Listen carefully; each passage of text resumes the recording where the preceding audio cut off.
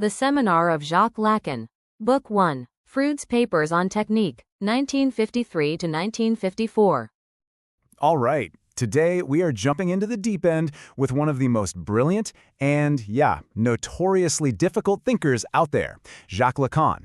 Now, this is a guy who looked at the entire field of psychoanalysis and saw a total mess. And his solution? Well, it was a radical return to Freud that honestly changed everything. So let's really get into this. Imagine it's 1954. Lacan is looking around at the world that Sigmund Freud built, and he sees, in his own words, just radical confusion. I mean, the people who were supposed to be the experts, the analysts themselves, couldn't even agree on the absolute basics. Think about that for a second. The practitioners themselves had no clue what they were even doing. What were the goals? What was actually happening in a therapy session? It was a total free-for-all. And we're not talking about some minor academic squabble here. This was a full-blown crisis of meaning. You had different schools pulling in completely opposite directions. So Lacan's big idea was, okay, we've got to go back to the source, back to Freud, but we need a whole new set of tools to understand him. All right, section 1, The Boy Who Cried Wolf. To really wrap our heads around Lacan's solution, we have to look at this one case study, a young boy named Robert. And his story, as tragic as it is, gives us this incredible window into Lacan's thinking. It really makes you ask a fundamental question. What happens when a person is just cut off from the very things that are supposed to make us human?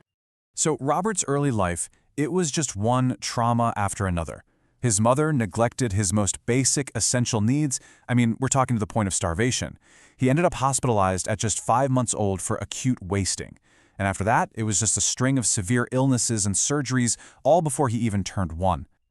And then there's this number, 25. What does that even mean? Well, that's the number of times Robert was moved between different institutions and hospitals by the time he was just 3 years and 9 months old. Can you even imagine that? 25 different places, 25 different sets of faces. How could a child possibly form a stable sense of the world? And the psychological damage, as you can imagine, was just profound. The official diagnosis was an unclearly defined parapsychotic state, and they even suggested he be confined permanently. He was basically trapped in this world with no stable connections, no one to consistently care for him, no coherent story to make sense of his life.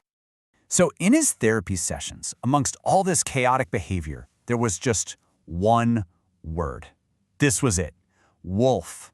It was the only word he would scream, the only piece of language he had. He would just howl it over and over. So the big question, the crucial question is, what did it mean, and how on earth do you even begin to help a child whose entire existence has been boiled down to this one terrifying word?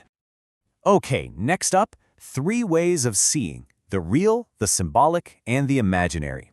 This is really where Lacan's big idea comes in.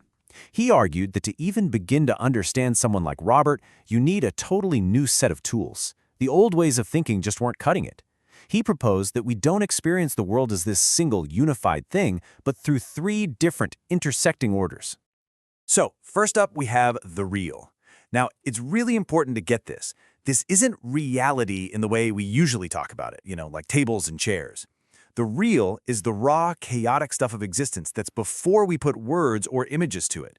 It's that core that just resists being defined.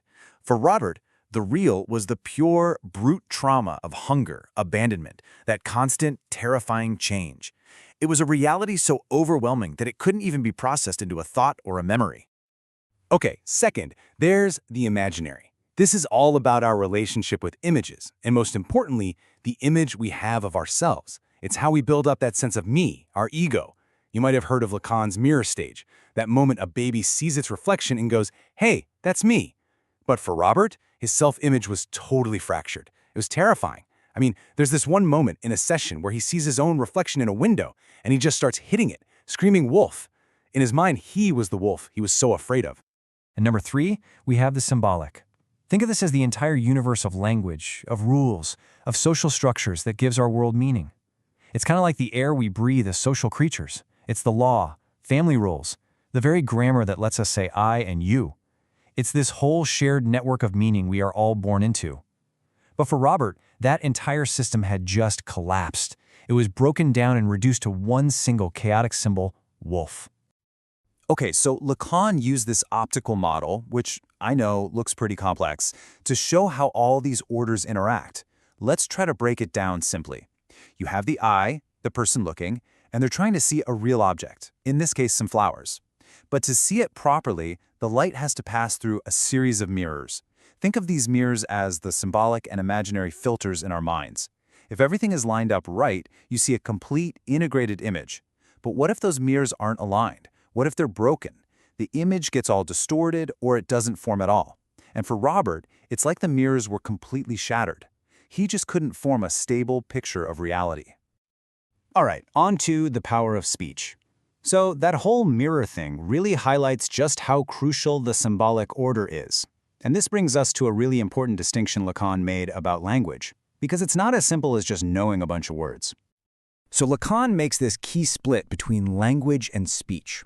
Think of language as the entire dictionary and grammar book, the whole system that exists out there. But speech is the personal, concrete act of actually using that language. It's what you and I are doing right now.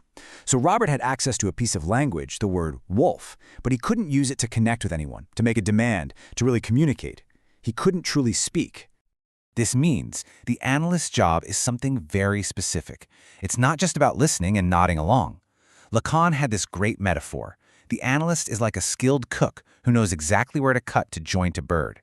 But instead of a knife, the analyst uses concepts to carefully dissect the person's relationship to language. The real goal is to help them use speech to find their footing, their place within that whole symbolic world that structures their life. And this leads to a really wild kind of counterintuitive idea. Lacan actually warned analysts against understanding too much. What does that mean? It means you have to fight that urge to immediately jump in and interpret what someone's saying based on your own ideas. You have to step back, refuse to understand too quickly, and just let their speech reveal its own logic, its own unique structure, even if it sounds like complete nonsense at first. So, finding your place in words. Okay, if the goal isn't just to understand someone in the normal way, then what is the point of all this? This really gets to a fundamental shift in what Lacanian analysis thinks therapy is all about. And that brings us right back to the core of Lacan's whole project, his return to Freud. See, if all those analysts were so confused back in the 50s, it's because they'd lost the plot. They'd forgotten the fundamental goal. So, what should therapy actually be trying to achieve for the person lying on the couch? Well, for Lacan, it's absolutely not about building a stronger ego or making someone feel more confident or well-adjusted. That's all just tinkering with the imaginary, with the self-image. No, the real work happens in the symbolic. It's about helping a person see, really recognize how their entire history, their desires, their very sense of being is all constructed through language. And this brings us right back to Robert. This is exactly what his therapist did. She didn't just try to calm him down. She used speech. Very slowly, very patiently, she helped him turn all that raw, unprocessed trauma, the real, into symbols he could actually work with. She gave words to things like milk and poo.